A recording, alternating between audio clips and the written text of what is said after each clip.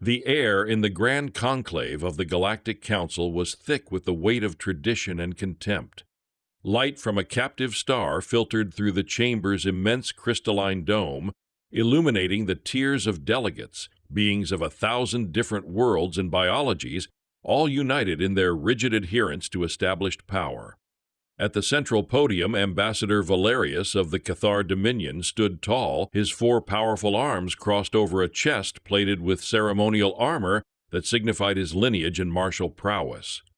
His voice, a low rumble that vibrated through the floor plates, was a weapon in itself. "We have reviewed the data submitted by the Sol Systems representative," Valerius declared, his gaze sweeping over the assembly before landing, with deliberate weight, on the small, unassuming human delegation. "We have assessed their contribution to the Galactic Defense Initiative, and we find it wanting." A murmur of agreement, a rustle of chitin and robes, moved through the tiers. Toby stood in the designated human alcove, hands clasped loosely behind his back. He kept his posture relaxed, his breathing even, his expression neutral. Beside him, his aides shifted their weight, the silent tension radiating from them. He had known this was coming. The Thar, a species whose culture was built on the glorification of overwhelming force, could only see humanity's fleet as a joke. Our ships were small, fast, and relied on kinetic projectiles and missiles. Newtonian physics in a galaxy that had long ago embraced directed energy and singularity cannons. To them, it was the equivalent of bringing a sharpened stick to a fusion fight. Their vessels lack the requisite energy shielding. Their primary armaments are, by galactic standard, primitive kinetic throwers. Their fleet tonnage is less than 1/10 of a single Cathar battle group. Valerius continued, his voice dripping with disdain. "They are a young race, and we are patient, but we cannot, in good conscience, afford them a strategic voice equal to those who bear the true burden of galactic security. Their presence in top-tier military planning is a liability." He gestured with one of his upper arms toward Toby. "Humanity is weak. Their philosophy is untested, their technology is insufficient, and their contribution is negligible. I therefore move that the Sol Systems' voting rights on the Defense Council be suspended and their strategic classification be downgraded to protected emergent." In a high tier overlooking the main floor, Ilara, a strategic analyst for the Cathar Dominion, watched the proceedings with a familiar sense of unease. She was Cathar, and loyalty to the Dominion was etched into her genes. But her mind, trained to see patterns beyond the obvious, found a dissonance in the human's composure. Toby did not look shamed or angered. He looked expectant. His stillness was not one of submission, but of observation. He was a predator waiting, not a prey animal freezing in fear. It was a detail her superiors, including Valerius, were too blinded by pride to notice. They saw a lack of reaction as proof of weakness, a failure to display the proper warrior's fire. Ilara saw an unnerving degree of control. The vote was a formality. A wave of affirmative chimes echoed through the conclave. Humanity was officially sidelined, reduced to a footnote in the grand strategic calculus of the galaxy. Valerius gave a curt, satisfied nod and turned his back on the human alcove, a gesture of ultimate dismissal. Toby met Ilara's gaze for a fleeting second across the vast chamber. He gave a slight, almost imperceptible nod, not of concession, but of acknowledgement. A chill traced its way down Ilara's spine. The Council had made its declaration based on every piece of evidence they valued: ship size, weapon yield, fleet strength. But as she watched Toby turn to his aides, his movements calm and deliberate, a single heretical thought took root in her mind. What if they were measuring the wrong thing? The session was over, the political blow landed, but she had the distinct feeling that the real event had not yet begun. The human wasn't defeated. He was simply waiting for the stage to be set. 3 standard weeks later, the first reports arrived. They were disjointed, confused whispers from the outer fringe of explored space in a sector the Council used primarily for automated resource mining. A listening post went silent. Then a string of unmanned freighters vanished from tracking. The initial assumption was pirates or a localized stellar phenomenon. It was neither. The first clear visual came from a Cathar patrol cruiser, the Vigilant Blade, sent to investigate. Its last transmission was a frantic 5-second data burst. Ilara was one of the first to see it. On the main holographic display in the Cathar High Command strategy room, the image resolved into a swirling, chaotic cloud of metallic gray. It wasn't a fleet or a single entity, but a swarm. Billions of small, insectile drones, each the size of a fighter, moving as one. They descended on the patrol cruiser, a tide of gnashing mandibles and cutting lasers. The ship's energy shields flared brightly, then sputtered, and died under the sheer volume of impacts. The vessel's armored hull was peeled away like fruit rind. The transmission cut out. The new threat was designated the Scourge. Within days, it had consumed the entire mining sector, and the cloud had visibly grown. It was self-replicating, turning every asteroid, every station, every ship it destroyed into more of its own. A mindless plague, Ambassador Valerius declared, his voice booming with confidence in the strategy room. He stood before a tactical display showing the Scourge's relentless advance. It has no strategy, no leader. It is simply an infestation. We will cleanse it with fire. The Council, led by the Thar, assembled the most powerful battle group in recent memory. At its heart was the pride of the Dominion, the dreadnought Indomitable Will, a vessel 5 kilometers long, bristling with singularity cannons and protected by the most advanced shielding in the galaxy. It was a ship designed to shatter planets. Alongside it were cruisers and destroyers from half a dozen other Council races, a hammer of conventional power poised to strike. Alara was assigned to the Indomitable Will's command bridge, her station a nexus of analytical data streams. Her role was to dissect the Scourge's behavior, to find a weakness in its unthinking assault. They met the Scourge in the void of the Tycho system. The sight was breathtaking and terrifying, a roiling, endless sea of gray, so vast it blotted out the stars. It dwarfed the Council fleet, but size without intelligence was meaningless. "All ships open fire on my mark," the fleet admiral commanded, his voice steady. "Target the densest concentrations. We will punch a hole through it and break its cohesion." The fleet unleashed its fury. Lances of pure energy, bolts of plasma, and waves of gravimetric distortion tore into the swarm. Millions of drones were vaporized in an instant, silent flashes in the vacuum. For a moment it seemed to be working, but the swarm did not recoil. It did not break. It simply absorbed the losses, the gaps filling in as quickly as they were made. Then it responded. It didn't charge in a blind wave. The swarm flowed, parting around the heaviest energy blasts and converging on the smaller ships at the fleet's flanks. It was a fluid, adaptive tactic that Alara's models hadn't predicted. Drones latched onto destroyers, their combined mass pulling the ships into the heart of the swarm. Cutting beams, weak individually, focused on the same points, overwhelming shields through 1,000 tiny cuts. The Indomitable Will's main cannons fired, each shot erasing a cubic kilometer of the enemy. But it was like trying to empty the ocean with a cup. The swarm was everywhere, a relentless grinding pressure. Alarms blared across the bridge as escort ships were lost one by one, their identifying markers winking out on the tactical display. "They're ignoring our dreadnought," an officer shouted, his voice tight with panic. "They're eating the fleet around us." Ilara's fingers flew across her console, data flooding her screen. It wasn't ignoring them, it was isolating them. It was a strategy, a cold, brutal, efficient strategy. Her breath hitched. This wasn't a mindless plague. This was a hunt. The admiral, realizing his error too late, roared, "Recall the flanks! Concentrate fire directly ahead!" But it was over. The swarm, having devoured the escorts, turned its full attention to the flagship. The universe outside the viewport dissolved into a gray maelstrom. The ship shuddered violently as countless bodies impacted the shields. The energy output meter began to drop, an impossible reality. The shields of the Indomitable Will were failing. The last thing Alara saw was the forward viewport cracking and the silent, hungry void rushing in. The loss of the Indomitable Will and its entire battle group sent a shockwave of disbelief and terror through the Galactic Council. It was more than a military defeat, it was the shattering of an ideology. The Cathar's philosophy of overwhelming power, the very bedrock of the Council's defense doctrine, had been proven utterly worthless. Brute force had failed. Panic, a sentiment the elder races believed they had evolved beyond, began to creep back into the hallowed halls of the Conclave. The Scourge did not slow. It did not pause to regroup. It simply continued its inexorable advance, a spreading stain on the galactic map. System after system fell silent, their light extinguished behind the gray tide. The Council threw everything it had left at the swarm. Sleek, surgical fleets of the avians, who prized speed and maneuverability, were swatted from the sky. The lumbering, nigh indestructible fleets of the silicate Tizalk were dismantled piece by piece, their crystalline hulls methodically disassembled. Every strategy failed. Centralized command structures were too slow.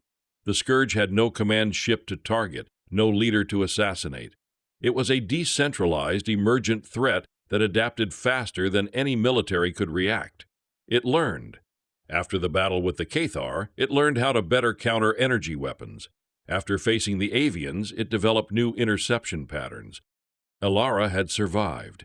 Her analytical station, encased in an emergency armored shell, had been retrieved from the wreckage of the Indomitable Will by a long-range scout. The physical wounds were minor, but her spirit, her professional certainty, was fractured.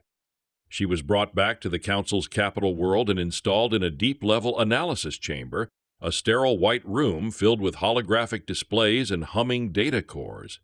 Her sole task was to find a weakness, to build a predictive model that could offer some sliver of hope. For days she worked without rest, fueled by stimulants and a desperate, gnawing fear. The room was a whirlwind of data. She watched recordings of every engagement, tracked the swarm's expansion vectors, analyzed the composition of the drones. Her models grew in complexity, sprawling equations that attempted to map the chaos. And every single one of them ended in the same stark conclusion: total galactic annihilation. "It's not possible," she murmured, staring at a projection that showed the Scourge reaching the capital in 40 standard days. The probability of stopping it was 0.001%. No force can expand this efficiently. The energy expenditure, the resource conversion, it defies thermodynamics. She ran the simulations again and again. She stripped away the assumption that it was a natural phenomenon. She began to treat it not as a swarm, but as a single, coordinated entity with a purpose. The patterns became sharper. The swarm didn't just expand, it prioritized. It targeted systems with high concentrations of rare metals and processing facilities. It was harvesting, refueling, building with a terrifying industrial logic. Ambassador Valerius visited her once. He was a changed being. His usual booming arrogance was gone, replaced by a hollow, haunted look. His ceremonial armor was gone, and he seemed smaller, diminished. He looked at her projections, at the red lines converging on their most sacred worlds. "Is there nothing?" he asked, his voice a dry rasp. "Every strategy we employ is based on defeating an enemy we can understand, an army, a fleet. We attack their logistics, their command, their strongest assets," Elara explained, her voice flat with exhaustion. She gestured to the swirling gray mass of the holographic swarm. "This has no logistics train. It lives off the land. It has no command to decapitate, and its strongest asset is its very nature, its numbers, its adaptability. Our every action makes it stronger. When we attack it, we are teaching it how to defeat us." She zoomed in on a simulation of the last battle. "Look, here, this formation. It's a fractal response pattern. It minimizes exposure to wide-beam energy weapons. It didn't use this tactic against the Vigilant Blade. It learned it from the destruction of the Indomitable Will. We are its teachers, and the lesson is our own extinction."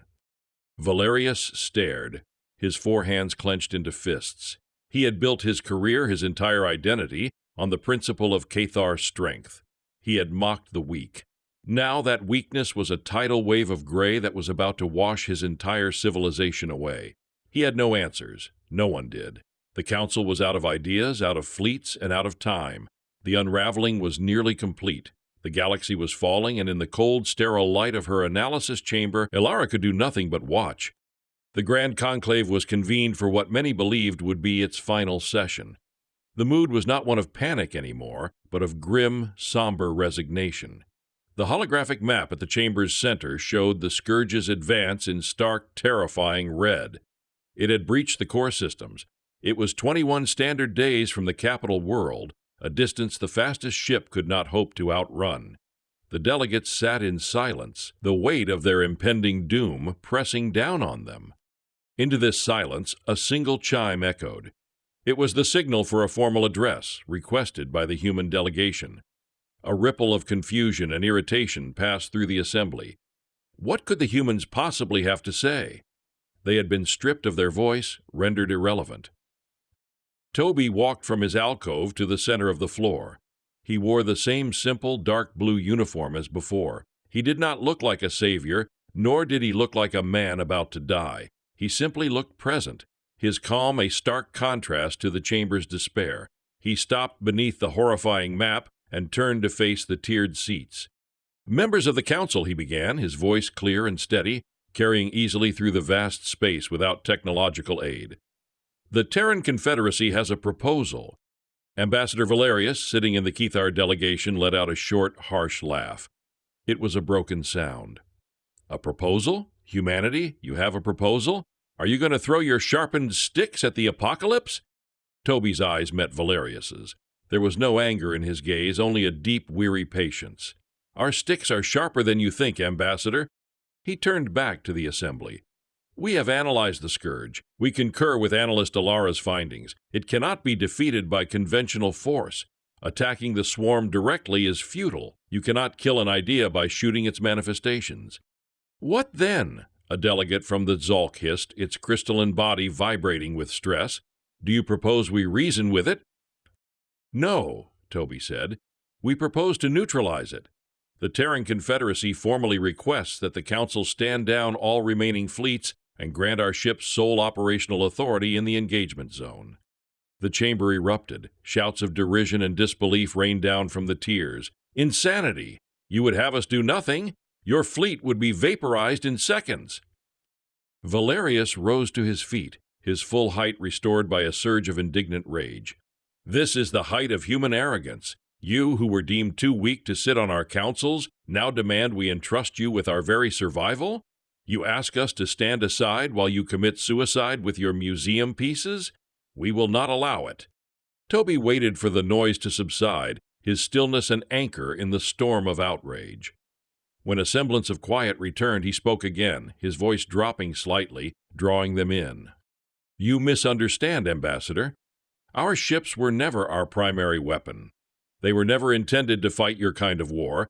You looked at their size and their armaments and you saw weakness. You failed to see their true purpose." He paused, letting the weight of his words settle. They are not the weapon, they are the delivery system. A profound silence fell over the conclave.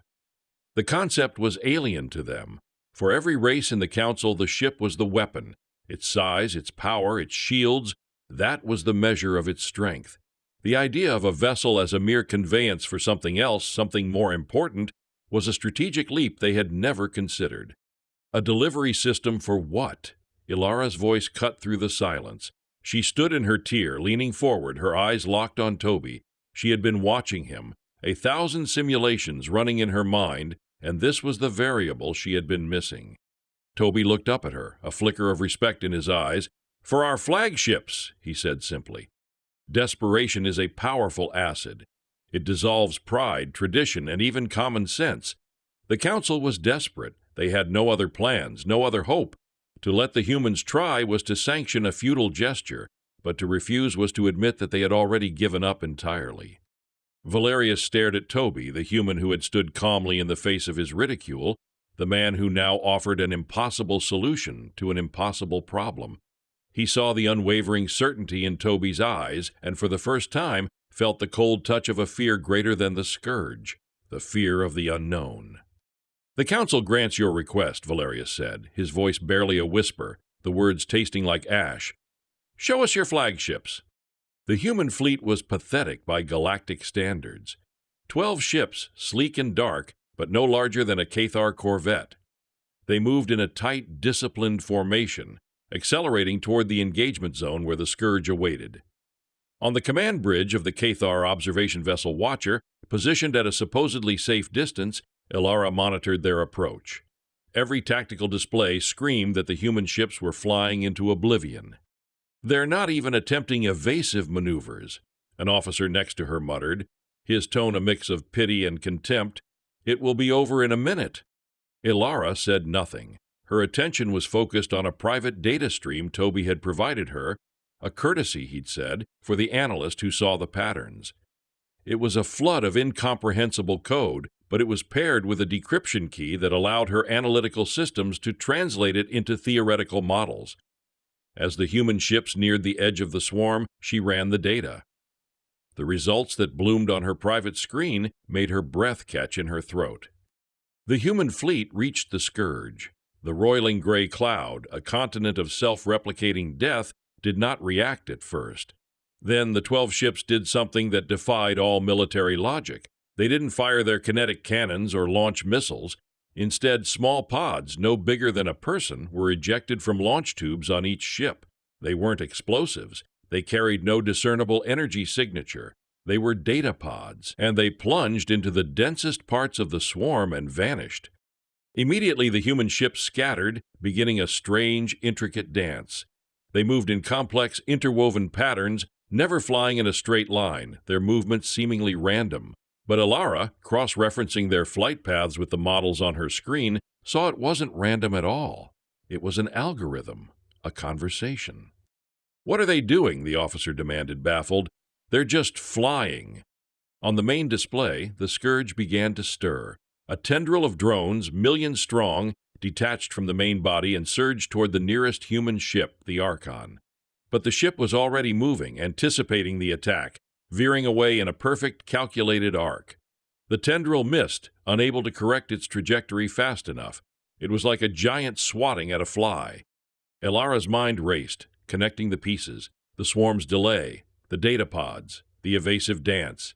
The simulation on her private screen suddenly clicked into place, resolving into a single, horrifying, brilliant image. Her hands flew across her console, pulling up her own deep-level analysis of the Scourge's behavior, the fractal response patterns, the industrial logic. She overlaid it with the human's theoretical model. They matched. A gasp escaped her lips, a small, sharp sound in the tense silence of the bridge. "Analyst?" the commanding officer asked.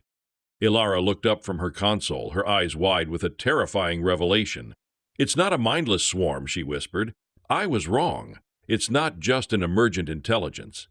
She pointed a trembling finger at the main display. "It's controlled. There's something inside it. A central command, a consciousness." Her voice grew stronger, fueled by the sheer audacity of what she was witnessing. "The swarm isn't the creature. The swarm is the body, and it has a mind, a shepherd leading its flock." The bridge officers stared at her, then at the screen, the implication slowly dawning on them. They had been fighting a beast's claws, never realizing it had a brain. "And the humans," she continued, her voice filled with awe. "Those pods, they aren't weapons meant to destroy the drones." She looked at the evasive dance of the 12 small ships, a dance that was keeping trillions of drones occupied. "They're a virus, a digital plague. They're attacking the shepherd." The final piece of the puzzle slammed into place, so audacious, so far beyond the scope of Kethar thinking that it almost broke her mind. "The human flagship isn't a ship at all," she declared to the stunned bridge. "It's a counter-AI, a ghost in the machine. They call it the Wraith. They aren't trying to destroy the Scourge." Her gaze fell upon the lead human ship, the Archon, as it dodged another billion-strong tendril with impossible grace. "They're trying to hijack it." Aboard the bridge of the TCS Archon, the war was silent and invisible. There were no explosions, no screech of tearing metal. There was only the low hum of the ship's reactor and the rhythmic, soft chime of the quantum entanglement communicators linking the fleet. The real battle was happening inside Toby's head. He was strapped into the command interface chair, a sleek black throne of wires and neurolinks. A translucent visor covered his eyes, but he wasn't seeing the void outside. He was seeing the battle space, a swirling infinite sea of light and data representing the Scourge's collective consciousness. The trillions of drones were single points of light, and flowing between them were rivers of pure information, the will of the shepherd. And hunting through that storm was the Wraith. It manifested in Toby's perception as a razor-thin shard of absolute blackness, a sliver of nothing that sliced through the shepherd's glowing streams of control. He was not the Wraith, but he was its anchor, its human intuition fused with its cold, limitless logic. His role was to guide its macro strategy, to be the consciousness that gave the AI its purpose. "Shepard is aware of our intrusion," the Wraith's voice echoed in his mind. It was not a sound, but a pure transfer of concept, cool and precise. "It is rerouting core command functions. It builds firewalls of corrupted data. They are elegant." "Find the nexus, the core process," Toby subvocalized, his jaw tight. His body was rigid, every muscle tensed. The feedback from the interface was immense, a torrent of sensory data that felt like standing in a hurricane. He could feel the swarm's collective hunger, its ancient, alien malice, a pressure against his own mind. The Shepard fought back. It wasn't just defending its digital realm, it was using its physical body as a weapon. On the bridge's main view screen, the crew watched in silent awe as the Scourge moved with a new, terrifying grace. 100 million drone swarm suddenly coalesced into a perfect spinning disk that hurled itself at one of the human ships, the Trident. "Evasive maneuver Delta 7, the ship's captain called out, her voice calm and steady. The ship rolled on its axis, its engines flaring as it slipped through a gap in the disk that hadn't existed a second before. The dance continued. In the data space, Toby felt the Shepard's rage. It was a spike of crimson light that flared through the network. It had expected to crush the tiny ship, to feel its hull crumple. The failure enraged it. "Its anger creates openings," the Wraith noted, its black form darting through a momentary weakness in the Shepard's defenses. "It is old, powerful, but it is accustomed to unopposed dominance. It has forgotten how to fight a peer." "We're not its peer," Toby grunted, sweat beading on his forehead. "We're a parasite it can't find." The Shepard learned quickly. It stopped using brute force and began to use artistry. It wove sections of the swarm into intricate lattice-like structures that pulsed with captured energy, creating gravimetric traps. It herded comets and asteroids from a nearby belt, using them as kinetic shields and weapons. The void became a lethal, three-dimensional chessboard, and the human ships were the beleaguered kings, kept alive only by the Wraith's predictive algorithms and the skill of their pilots. Toby felt a sudden sharp pain behind his eyes. The Shepard had located his interface signal, a lance of pure, malevolent code, a digital shriek of hatred shot toward him through the network. "Shielding," the Wraith stated.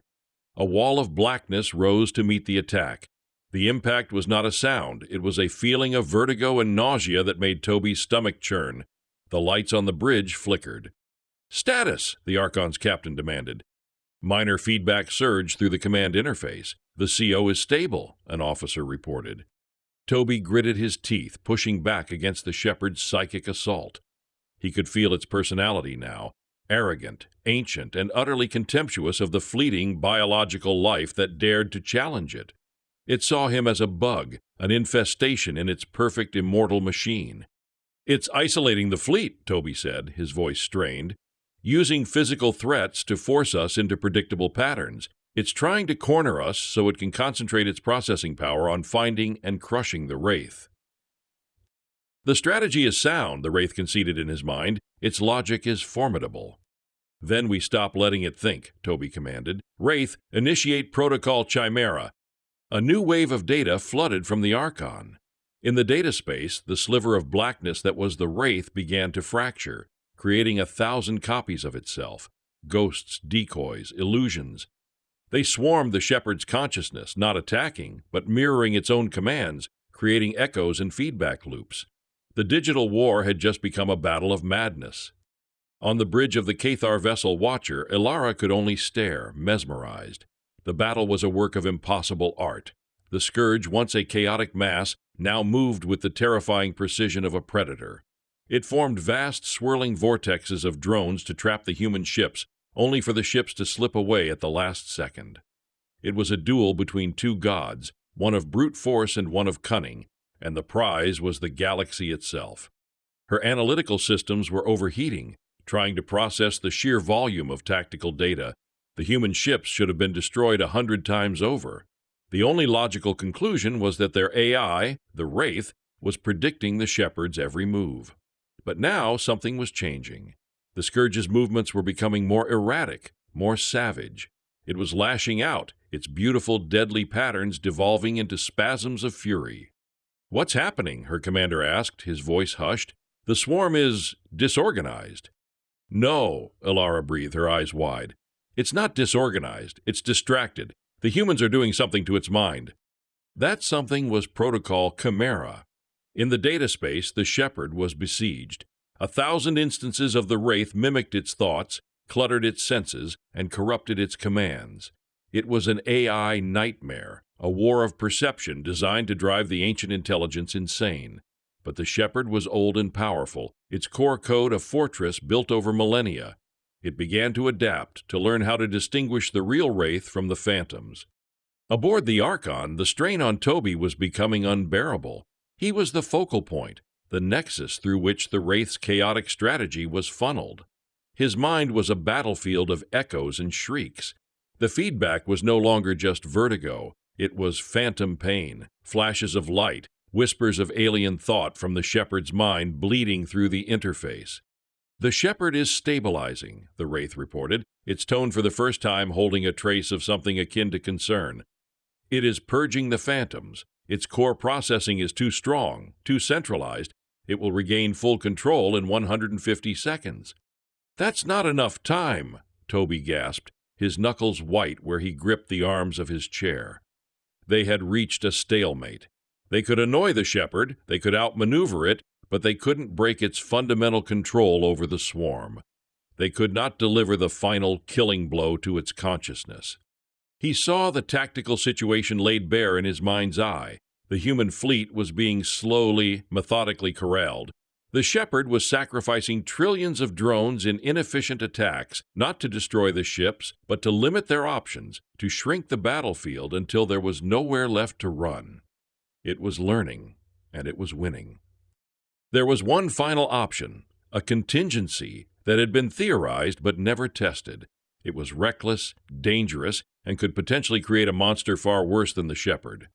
"Wraith," Toby commanded, his voice resolute. "Prepare for synaptic integration. Target the Shepherd's core identity matrix. We're not going to shatter it from the outside. We're going to devour it from within."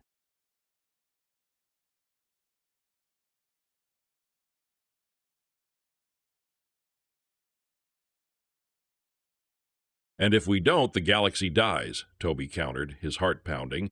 "This is the only way. Find the oldest, most fundamental part of its code, the part that defines its self-awareness. Open a channel. Let it in." It was the ultimate gamble. To defeat the enemy, they would invite it into their own mind. Toby braced himself. He felt the Wraith shift its focus, the 1,000 phantoms dissolving as it consolidated its power into a single piercing point. It aimed for the very heart of the Shepherd's being. Then it opened the door. For a terrifying second, the Shepherd hesitated, sensing a trap. Then its ancient arrogance took over. It saw a weakness, an opening to crush its tormentor. A torrent of pure, undiluted consciousness, the accumulated malice of 1,000,000 years, surged through the channel. It slammed into the combined mind of Toby and the Wraith, an avalanche of alien thought and ravenous hunger. Toby screamed, a raw, silent scream that echoed only in the data space. His mind was engulfed, his identity threatening to dissolve in the face of a consciousness as vast and cold as the void itself. This was the price of command. The Shepherd's consciousness flooded the Wraith, a tidal wave of pure ego and ancient power. It was a being that had commanded a physical body of trillions for eons, a god in its own machine. It expected to find a simple, fragile AI and the pathetic human mind behind it. It expected to crush them, to extinguish their impertinent spark in an instant. It did not expect the trap. The Wraith was not a conventional AI. It had not been designed as a fortress, but as a labyrinth. As the Shepherd's consciousness poured in, it wasn't met with walls, but with corridors, mirrors, and endless branching pathways. The Wraith's core logic did not fight back. It yielded, surrounded, and compartmentalized. It was a philosophical judo throw on a cosmic scale. The Shepherd's immense strength became its own undoing, its vast consciousness funneled into 1,000,000,000 prepared dead ends. Toby felt like he was being torn apart and reassembled simultaneously. He was a tiny lifeboat in an ocean of alien thought, but the Wraith was the ocean's master. It used his human intuition, his capacity for abstract thought and paradox, as the blueprint for the labyrinth. The shepherd could comprehend logic and strategy, but it could not comprehend the illogical, chaotic, and deeply stubborn nature of a human mind refusing to break. "It is contained," the Wraith's voice stated in the sudden ringing silence of the data space. The shepherd's raging torrent had been reduced to a captured roaring river, its power now flowing through channels the Wraith had created.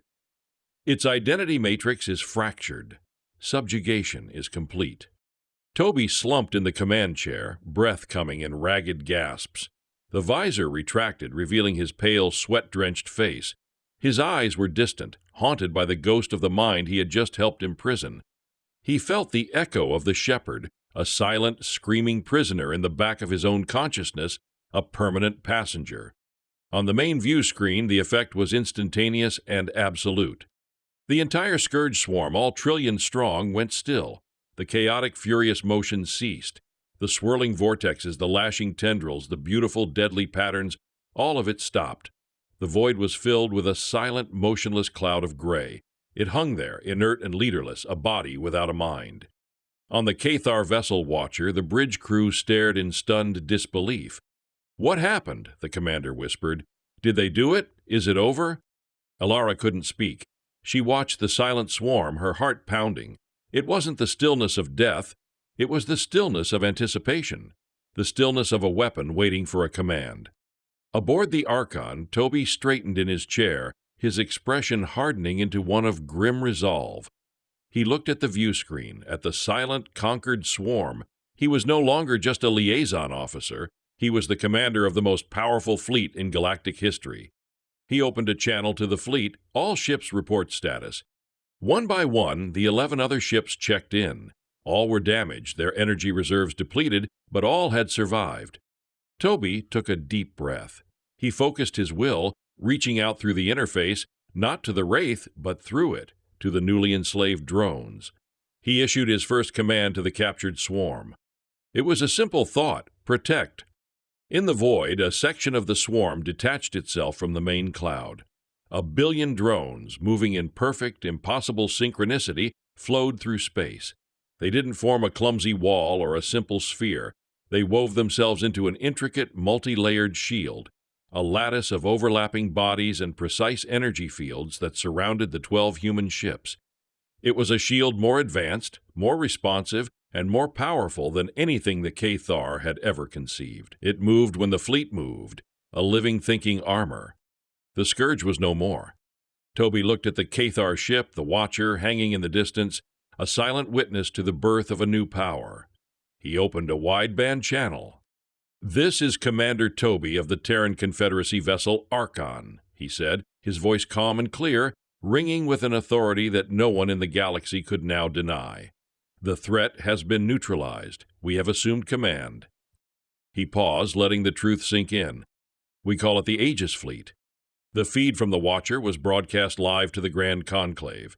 The delegates watched in absolute, unbroken silence. There were no shouts, no murmurs, no whispers. There was only the sight of the impossible. On the main hologram, the vast, silent cloud of the Scourge hung in space. But it was the other image, the one from the Watcher's tactical display, that held every being captive. It showed the 12 small human ships, nestled safely inside a shimmering, moving shield composed of 1 billion former Scourge drones.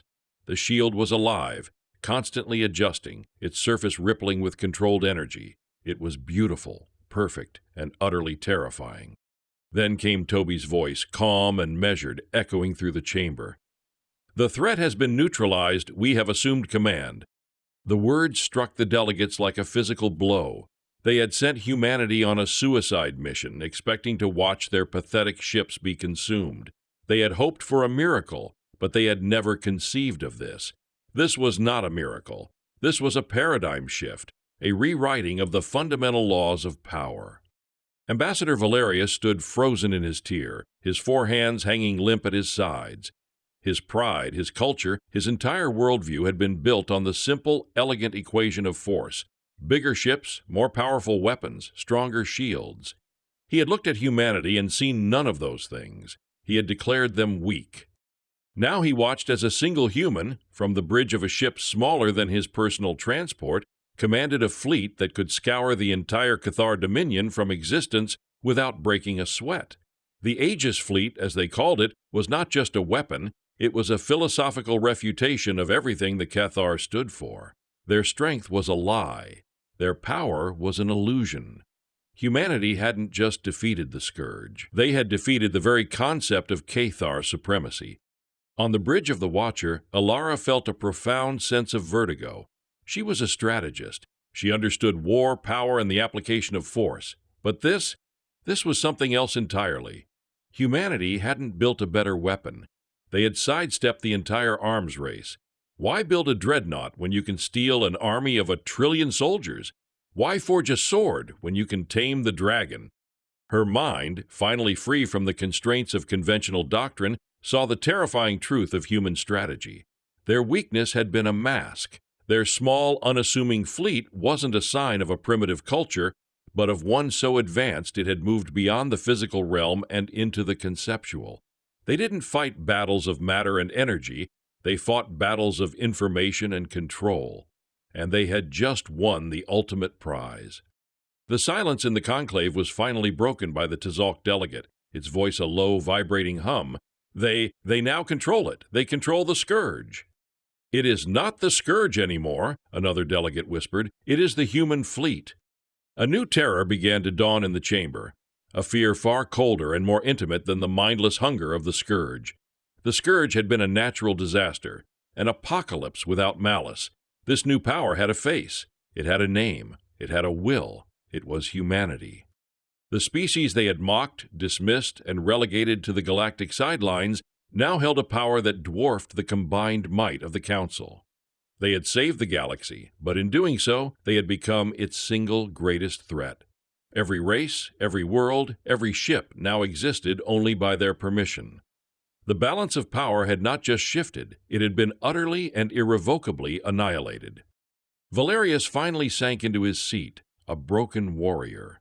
He looked at the image of Toby's face, calm and controlled, and understood. The human stillness in the face of his ridicule hadn't been weakness. It had been the quiet confidence of a man holding a royal flush in a game where everyone else thought they were still playing checkers. Humanity wasn't weak. They were simply playing a different game, and they had been waiting for the rest of the galaxy to realize the board had changed. The bridge of the Archon was quiet. The adrenaline of the battle had faded, leaving behind a deep, bone-weary exhaustion and the heavy silence of the aftermath. Outside the main view screen, their new Aegis Fleet hung in the void, a patient living weapon awaiting orders. The 12 ships of the human fleet, now designated as command nodes, were the brain cells of a new galactic superpower.